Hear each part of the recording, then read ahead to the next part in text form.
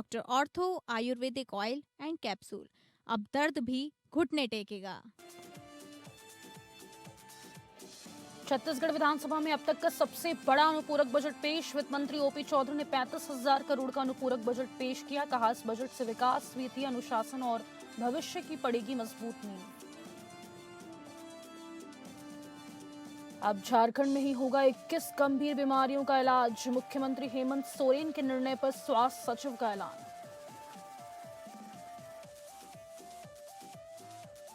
महाराष्ट्र में 29 महानगर पालिका चुनाव को लेकर सियासी दलों ने तेज की तैयारी। महायुति में सीट बंटवारे को लेकर एकनाथ शिंदे ने की भाजपा शिवसेना पदाधिकारियों से चर्चा। शिंदे ने टिकट के दावेदारों को दिलाया भरोसा। महाराष्ट्र के अंबरनाथ में भाजपा प्रत्याशी पर जानलेवा हमला। अज्ञात हमलावरों ने प्रत्याशी को निशाना बनाते हुए 6 राउंड फायरिंग की। घटना में एक व्यक्ति को लगी गोली लगने से बुरी तरह जख्मी।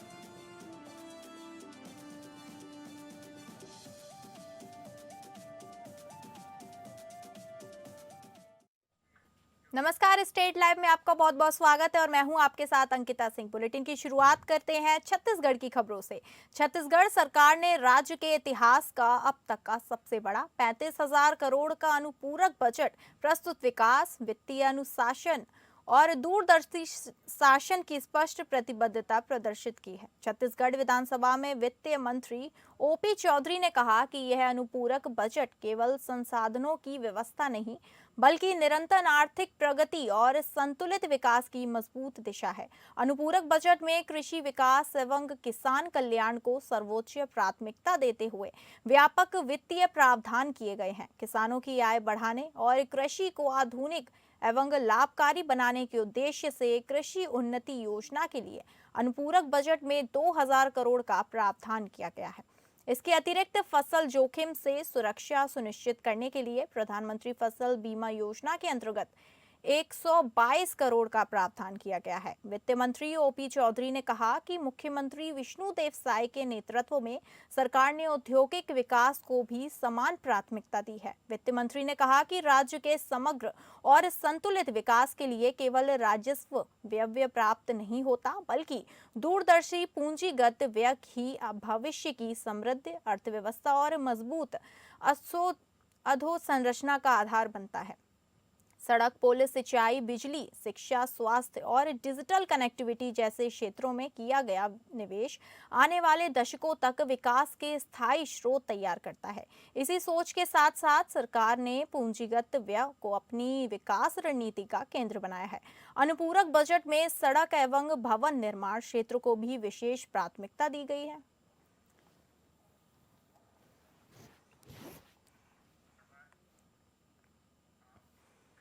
छत्तीसगढ़ विधानसभा में हसदेव अरण्य खनन पर जमकर हंगामा हुआ। स्थगन प्रस्ताव अस्वीकार होने पर विपक्ष ने विरोध जताया। पूर्व सीएम भूपेश बघेल ने सरगुजा से बस्तर तक जंगल में पेड़ों की कटाई का आरोप लगाया। उन्होंने कहा कि इस मामले में मंत्री ने सदन में गलत जानकारी दी। पूर्व सीएम भूपेश बघेल ने आदिवासी क्षेत्रों में खनन, खनिज संपदा लूट का आरोप लगाया। हमारे जमीन के अंदर में खनिज है और ये हमारे लिए परेशानी का कारण बना हुआ है। ये उसका लाभ छत्तीसगढ़ को नहीं मिल पा रहा है बल्कि दूसरे लोग उसको उठा रहे हैं। सिल्ट हो जाएगा, पूरा भर जाएगा तो नीचे जो हमारे रायगढ़ है, चांपा, जांजगीर है, शक्ति है, बिलासपुर जिले में जो सिंचाई होती है वो पूरी तरह से प्रभावित होगी और ये पूरे छत्तीसगढ़ के लिए बहुत ही भयानक त्रासद होने वाला है।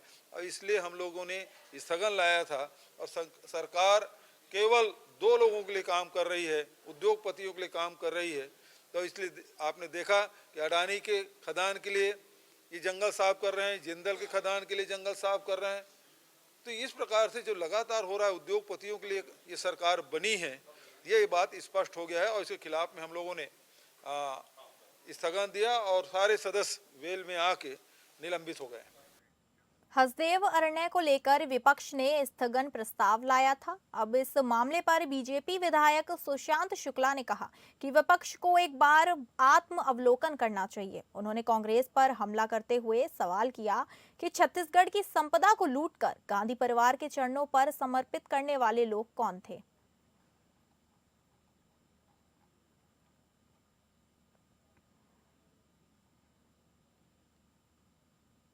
देखिए, माननीय विपक्ष के नेताओं को अपने इनके रमेश कुमार थे, उनके द्वारा दी गई अनुमति का संज्ञान लेना चाहिए, पूर्ववर्ती सरकार के द्वारा दिए गई अनुमति का संज्ञान लेना चाहिए और फिर एक बार अपना आत्मावलोकन करना चाहिए कि छत्तीसगढ़ की संपदा को लूटकर माता दरबार और गांधी परिवार की चरणों में समर्पित करने वाले लोग आखिर कौन थे। उप मुख्यमंत्री और गृह मंत्री विजय शर्मा द्वारा विधानसभा भवन में पत्रकारों से रूबरू होकर मंगलवार को छत्तीसगढ़ पुलिस आरक्षक भर्ती प्रक्रिया के संबंध में चर्चा की गई। इस दौरान उन्होंने कहा कि छत्तीसगढ़ पुलिस आरक्षक भर्ती प्रक्रिया पूरी तरह से पारदर्शी और विश्वसनीय तरीके से संपादित की गई है। उन्होंने भर्ती प्रक्रिया के संबंध में कहा कि भर्ती प्रक्रिया में प्राप्तांक जानकारी को लेकर लोगों ने मांग की थी, जिसे पूरा करते हुए सभी अभ्यर्थियों के प्राप्तांक सार्वजनिक कर दिए गए हैं। कोई भी अभ्यर्थी किसी भी जिले के अभ्यर्थी के प्राप्तांकों का वेबसाइट पर जाकर अवलोकन कर सकता है। विभाग द्वारा इसके लिए QR कोड भी जारी किए गए हैं, जो सीधे रिजल्ट पोर्टल तक गाइड करते हैं। भर्ती को लेकर युवाओं की शिकायतों को गंभीरता से लेते हुए उप मुख्यमंत्री विजय शर्मा ने भी अपना मंच सभी के लिए खोलते हुए कहा कि ऐसे सभी युवा जिन्हें भर्ती प्रक्रिया के संबंध में समस्या है, वे उनके रायपुर स्थित निवास कार्यालय में 21 दिसंबर को सुबह 10 बजे से शाम 6 बजे तक उनसे मुलाकात कर सकते हैं। ऐसे अभ्यर्थी जो आने में सक्षम हैं और मुख्यमंत्री से अपनी समस्या रखना चाहते हैं, वे अपने संबंधित पुलिस अधीक्षक कार्यालय से भी उन्हें संपर्क कर सकते हैं।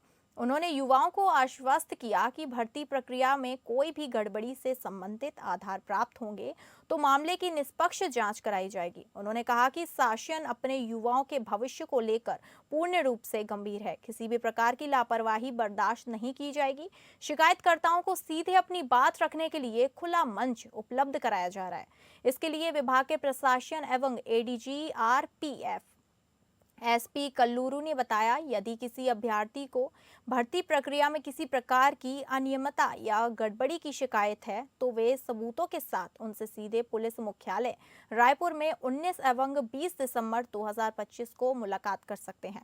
पुलिस आरक्षक भर्ती से जुड़ी शिकायतों की सुनवाई करेंगे। उन्होंने कहा कि जिन अभ्यर्थियों को भर्ती प्रक्रिया में पारदर्शिता को लेकर संदेह है, वे लिखित शिकायत और प्रमाण पत्र के साथ पुलिस मुख्यालय आ सकते हैं। ज्ञात हो कि इससे पहले भी युवाओं की शिकायतों के निवारण के लिए सभी जिलों के पुलिस अधीक्षकों द्वारा 12 से 14 दिसंबर तक अपने कार्यालयों में शिकायतों के निदान के लिए रोजाना शिकायतें प्राप्त की थी। नौकरी मिल रही है, इस बात के पीछे अनावश्यक कोई विवाद कर रहा है तो उसको स्पष्टता होनी चाहिए। बच्चों के, युवाओं के मन में अगर कहीं कोई विषय रह गया है तो अपने संस्थाओं के प्रति मन में विश्वास रखें। हम लोग स्वयं दिन भर बैठकर पूरी ही बात सुनेंगे। कोई एक बात भी कहीं गलत हमको दिखेगी कि ऐसा है तो उस पर भी हम लोग काम करेंगे, तुरंत ही उस पर काम करेंगे। कल और परसों की कोई गुंजाइश उसमें नहीं होगी। इस पर मेरा निवेदन यही है कि 19 और 20 तारीख को PHQ में जिन युवाओं को ऐसा लगता है कि कुछ बच गया है, शेष रह गया है, डिस्ट्रिक्ट लेवल में सुनवाई के बाद यहाँ रह सकते हैं। 21 तारीख को मेरे निवास पर C3 सिविल लाइन रायपुर, इसमें सुबह 10 से लेकर शाम 6 बजे तक मैं भी और कल्लूरी साहब भी पूरी टीम के साथ हम लोग बैठेंगे। और जब हम लोग बैठेंगे तो अन्य जिले वाले ऑनलाइन भी रहेंगे उस समय।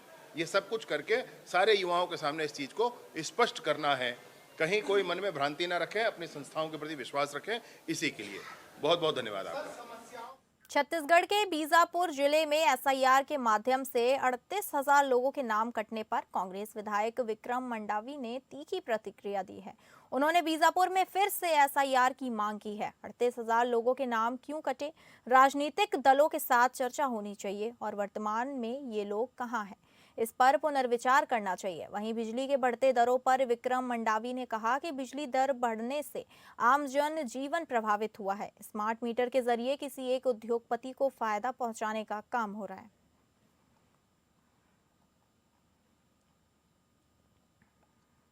बीजापुर जिले में SIR से कम 38,000 वोट कटने की आशंका है और कहीं न कहीं बीजापुर जिला नक्सल प्रभावित क्षेत्र है और संवेदनशील जिला है। उस छोटे से जिला जहां पर 1,90,000 मतदाता हैं, उसमें 1,90,000 में अगर 38,000 से ऊपर अगर नाम कटेंगे तो आप अनुमान लगा सकते हैं कितने लोग प्रभावित हुए हैं। मैं सरकार से मांग करता हूं कि इस पर गंभीरतापूर्वक विचार करते हुए तत्काल उन 38,000 जो मतदाता जो हम नाम काट रहे हैं या फिर वहां कहीं और चले गए हैं उनको फिर से एसआर करने की मांग मैं सरकार से करता हूं। और शुरू से हम कहते आ रहे हैं कि इससे कहीं ना कहीं बस्तर जिला और खासकर नक्सल प्रभावित जिला बीजापुर जैसे जिला बहुत ज़्यादा प्रभावित हो रहा। और ये आप सबके सामने है कि किस तरीके से बीजापुर जैसे छोटे से विधानसभा में 38,000 नाम टटने जा रहा है। अब रुख करेंगे झारखंड की खबरों का, जहां झारखंड सरकार ने अब राज्य में ही 21 गंभीर बीमारियों के उपचार की सुविधा उपलब्ध कराने का निर्णय लिया है, जिसे लेकर मुख्यमंत्री हेमंत सोरेन ने कई दिशा निर्देश जारी किए हैं, जिससे अब राज्य के गंभीर मरीजों को इलाज के लिए बाहर नहीं जाना पड़ेगा। इस संबंध में स्वास्थ्य विभाग के अपर मुख्य सचिव अजय कुमार सिंह ने बताया कि मुख्यमंत्री अबुआ स्वास्थ्य सुरक्षा योजना के तहत रिम्स, सदर अस्पताल रांची, धनबाद और जमशेदपुर के सरकारी अस्पतालों सहित चयनित निजी अस्पतालों में ये इलाज सुलभ होगा। इसके अलावा सिकल सेल एनीमिलिया के इलाज के लिए सदर अस्पताल रांची में सीएमसी वेल्लोर के सहयोग से बोन मैरो ट्रांसप्लांट की सुविधा भी शुरू की जाएगी। अपर मुख्य सचिव ने यह भी बताया कि इस योजना के तहत रोगों के उपचार के लिए निश्चित पैकेज का निर्धारण किया जा रहा है, ताकि लोगों को इलाज के लिए परेशान नहीं होना पड़े। उन्होंने कहा कि साथ ही सदर अस्पताल का सीएमसी वेल्लोर से एमओयू होगा, ताकि बोन मैरो ट्रांसप्लांट रांची में ही हो सके। बहरहाल ये राज्य सरकार की गंभीर बीमारी उपचार योजना के रोगियों के लिए एक बड़ी पहल है, जिससे अब उन्हें इलाज के लिए राज्य के बाहर किसी अन्य राज्य में नहीं जाना पड़ेगा।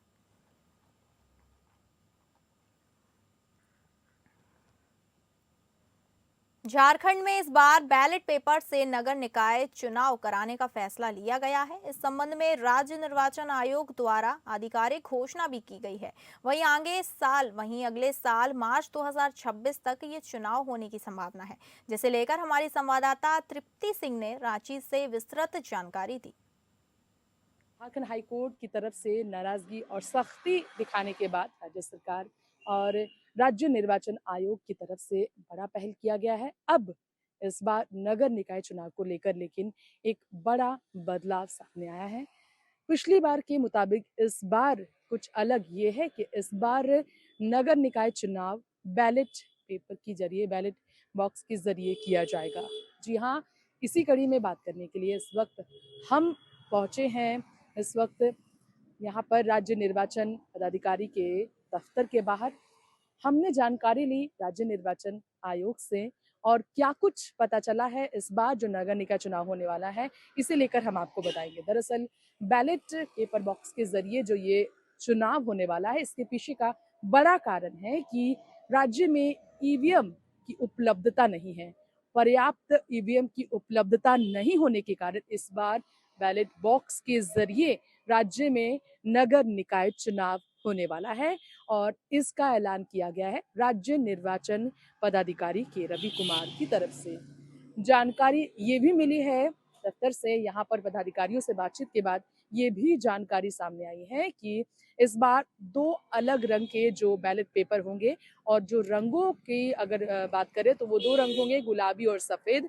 और अब तक जो कार्रवाई की जा रही है, इसे लेकर जो तैयारियां की जा रही है, इसकी बात करें तो छपाई भी शुरू कर दी गई है। बैलेट पेपर की जो छपाई है वो भी शुरू कर दी गई है। कुल 45 लाख बैलेट पेपर की छपाई होगी, जो बैलेट पेपर के जरिए चुनाव होगा। इसकी अगर बात करें तो अध्यक्ष के लिए अलग पेपर होगा, अलग रंग का पेपर, और वार्ड सदस्य के लिए अलग रंग का पेपर होगा। अभी तक ये जानकारी राज्य निर्वाचन आयोग की तरफ से मिली है, और ये जानकारी हमने जो इकट्ठा की, इस बारे में हमने आपको बताया है। आगे नगर निकाय चुनाव को लेकर जो भी तैयारियां होगी, ये हम आपको अपडेट देंगे। फिलहाल हमारे सहयोगी दीपक के साथ एपीएन न्यूज से मैं तृप्ति, राज्य से नमस्कार। रांची के उपायुक्त सह जिला दंडाधिकारी मंजुनाथ भजंत्री ने समाहरणालय परिसर से खाद्य सार्वजनिक वितरण एवं उपभोक्ता मामले विभाग झारखंड सरकार द्वारा संचालित विभिन्न योजनाओं की जानकारी एवं जागरूकता फैलाने के उद्देश्य से विशेष जागरूकता रथ को हरी झंडी दिखाकर रवाना किया है। ये जागरूकता रथ मुख्य रूप से खरीफ विपणन मौसम 2025-26 के तहत चल रहे धान अधिप्राप्ति अभियान के बारे में किसानों को जागरूक करने के उद्देश्य से रवाना किया गया है। अधिप्राप्ति प्रक्रिया इस हफ्ते से ही पूरे राज्य में प्रारंभ हो चुकी है। किसानों को केंद्र सरकार के न्यूनतम समर्थन मूल्य यानी कि एमएसपी 2,369 रुपए प्रति क्विंटल के अतिरिक्त राज्य सरकार द्वारा 81 रुपए प्रति क्विंटल का बोनस प्रदान किया जा रहा है, जिससे कुल दर 2,450 रुपए प्रति क्विंटल हो जाती है। भुगतान एक मुश्त एवं समयबद्ध तरीके से किया जाएगा। वहीं जागरूकता रथ के माध्यम से न केवल धान अधिप्राप्ति की प्रक्रिया, पंजीकरण, अधिप्राप्ति केंद्रों की जानकारी तथा बोनस योजना के बारे में विस्तृत प्रचार प्रसार किया जाएगा, बल्कि विभाग द्वारा संचालित अन्य महत्वपूर्ण योजनाओं जैसे सार्वजनिक वितरण प्रणाली, राशन कार्ड वितरण, खाद्य सुरक्षा योजना, उपभोक्ता अधिकार एवं अन्य कल्याणकारी योजनाओं की जानकारी भी ग्रामीण एवं शहरी क्षेत्रों में पहुंचाई जाएगी। यह रथ जिले के विभिन्न प्रखंडों, पंचायतों एवं गांवों में भ्रमण कर लोगों को इन योजनाओं का लाभ उठाने के लिए प्रोत्साहित करेगा। राज्य सरकार के निर्देश के आलोक में रांची जिले में धान अधिप्राप्ति शुरू हो चुकी है और रांची जिले में ग्रामीण इलाके में टोटल हम लोग 43 धान अधिप्राप्ति केंद्र है, जहां से जो फार्मर्स को जाके धान अपना दे सकते हैं। बेरमो सीसीएल डोरी प्रक्षेत्र अंतर्गत AADOCM परियोजना डोरी क्षेत्र अमलों में 68वां वार्षिक खान सुरक्षा सप्ताह मनाया गया। अधिकारियों और कर्मचारियों द्वारा सुरक्षित रहकर कोयला उत्खनन करने का संकल्प लिया गया। संचालन अशोक सरकार ने किया। कार्यक्रम का उद्घाटन अमलो परियोजना पदाधिकारी राजीव कुमार, सुधीर कुमार सिन्हा, कारो पीओ, DDMS कोडरमा तेजावत नरेश ने संयुक्त रूप से दीप प्रज्वलित कर किया। CCL कर्मियों के लिए प्रश्नोत्तरी प्रतियोगिता आयोजित की गई और कॉरपोरेट सुरक्षा के प्रति जागरूक करने को लेकर गीत के साथ साथ गजल गाया गया। मंच पर मंचासीन सभी अतिथियों को प्लांट पोट देकर सम्मानित किया गया। इसके बाद कुशल कामगारों को पुरस्कृत कर सम्मानित किया गया। कार्यक्रम पीओ राजीव कुमार की देखरेख में संपन्न हुआ।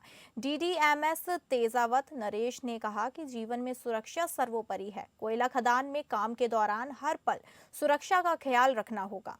सुरक्षित रूप से उत्पादन करते हुए लक्ष्य प्राप्त करें। अपने घर पर सेफ्टी एवं घर से बाहर सेफ्टी से काम करने की बात कही।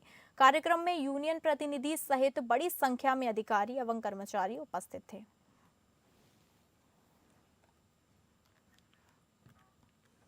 बोकारो के हलरा थाना क्षेत्र में अपहरण के बाद हत्या के गंभीर मामले में पुलिस ने आरोपियों को गिरफ्तार कर मामले को सुलझा लिया है।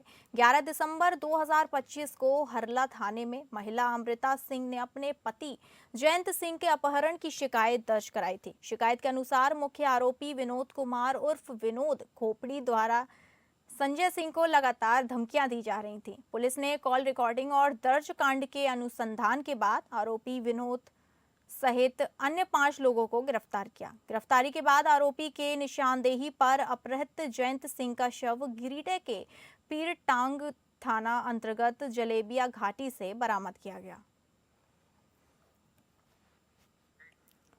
महाराष्ट्र में 29 महानगर पालिका चुनाव की घोषणा के बाद उप मुख्यमंत्री एकनाथ शिंदे ने ठाणे में पदाधिकारी बैठक की शुरुआत की। बैठक में भाजपा और शिवसेना के पदाधिकारी शामिल हुए, लेकिन एनसीपी का नाम इस चर्चा में नहीं लिया गया। उप मुख्यमंत्री शिंदे ने कहा कि महायुति में सीट बंटवारे का निर्णय जल्द लिया जाएगा। उन्होंने ये भी कहा कि जहां भी किसी तरह की समस्या होगी उसका निर्णय मुख्यमंत्री देवेंद्र फडणवीस और प्रदेश अध्यक्ष के साथ मिलकर किया जाएगा।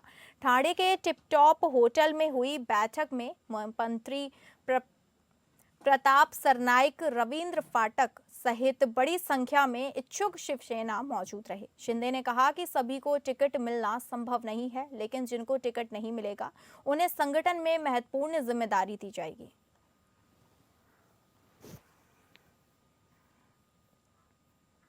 अंबरनाथ में भाजपा प्रत्याशी के ऊपर कल रात करीब 12 बजे जानलेवा हमला हुआ। अज्ञात हमलावरों ने प्रत्याशी को निशाना बनाते हुए लगातार 6 राउंड फायरिंग की। इस घटना में एक व्यक्ति की गोली लगने से बुरी तरह जख्मी हो गया, जिसे तुरंत नजदीकी अस्पताल में भर्ती कराया गया, जहां उसकी हालत गंभीर बताई जा रही है। घटना की सूचना मिलते ही पुलिस मौके पर पहुंची और पूरे इलाके को घेर लिया। पुलिस ने मामला दर्ज कर जांच शुरू कर दी है और हमलावरों की तलाश के लिए सीसीटीवी फुटेज खंगालने जा रही है।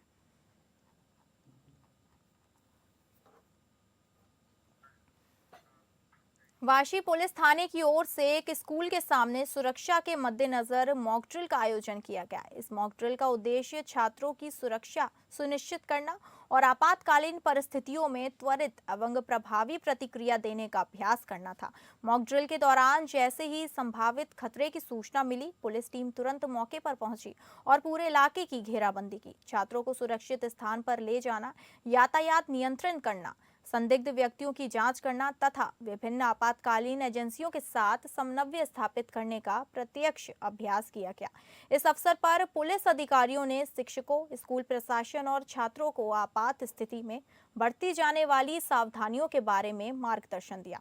पुलिस के अनुसार इस तरह की मॉक ड्रिल से न केवल पुलिस की तत्परता की जांच होती है, बल्कि नागरिकों में सुरक्षा को लेकर जागरूकता भी बढ़ती है। पूरे स्कूल परिसर और आसपास के क्षेत्र में शांति बनाए रखते हुए यह मॉक ड्रिल सफलतापूर्वक संपन्न हुई। वाशी पुलिस ने स्पष्ट किया कि भविष्य में भी नागरिकों की सुरक्षा को ध्यान में रखते हुए ऐसे ही कार्यक्रम लगातार आयोजित किए जाएंगे।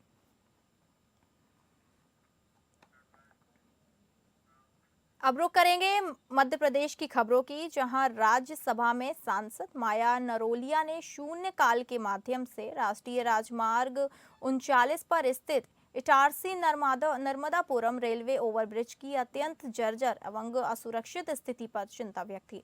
उन्होंने कहा कि हालिया निरीक्षण में पुल के बड़े हिस्से में क्षति, साइड वॉल पर गहरी दरारें एवं कंक्रीट की परत दर परत चढ़ने की समस्या पाई गई। सांसद ने बताया कि 28 करोड़ रुपए की इस परियोजना को ठेकेदार कंपनी ने कुछ रेलवे एवं विभागीय अधिकारियों के सहयोग से निष्पादित किया था। उन्होंने आरोप लगाया कि इस कार्य में घोर लापरवाही, घटिया निर्माण सामग्री के उपयोग और बुनियादी इंजीनियरिंग मानकों की अनदेखी हुई है। नर्मदापुरम रेलवे ओवरब्रिज की अत्यंत जर्जर एवं असुरक्षित स्थिति की ओर आकर्षित करना चाहती हूँ। माननीय जी, हाल ही में किए गए निरीक्षण के दौरान यह पाया गया कि ओवरब्रिज के बड़े हिस्से बुरी तरह क्षतिग्रस्त हो चुके हैं और पूरी संरचना में खतरनाक स्तर की अस्थिरता स्पष्ट रूप से सामने आई। इसे ठेकेदार कंपनी द्वारा कुछ रेलवे एवं विभागीय अधिकारियों के साथ समन्वय में निष्पादित किया गया था। घोर लापरवाही, घटिया निर्माण सामग्री के उपयोग और बुनियादी इंजीनियरिंग मानकों की अनदेखी का मामला प्रतीत होता है। विशेषज्ञों का स्पष्ट मत है कि केवल सतही मरम्मत पर्याप्त नहीं है, क्योंकि पुल की नींव अत्यंत कमजोर हो चुकी है। इस प्रकार की जर्जर संरचना पर आवागमन जारी रहना असंख्य नागरिकों के जीवन को खतरे में डालने जैसा है। मैं सरकार से आग्रह करती हूं कि तत्काल कार्रवाई की जाए।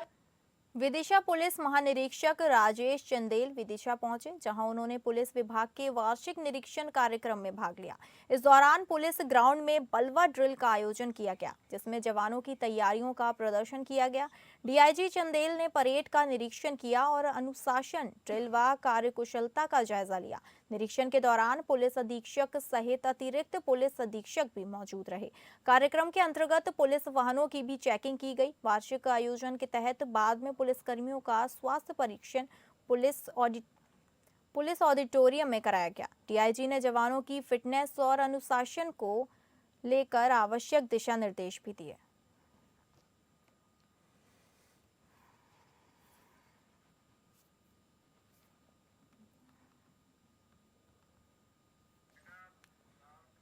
फिलहाल स्टेट लाइव में बस इतना ही। नमस्कार।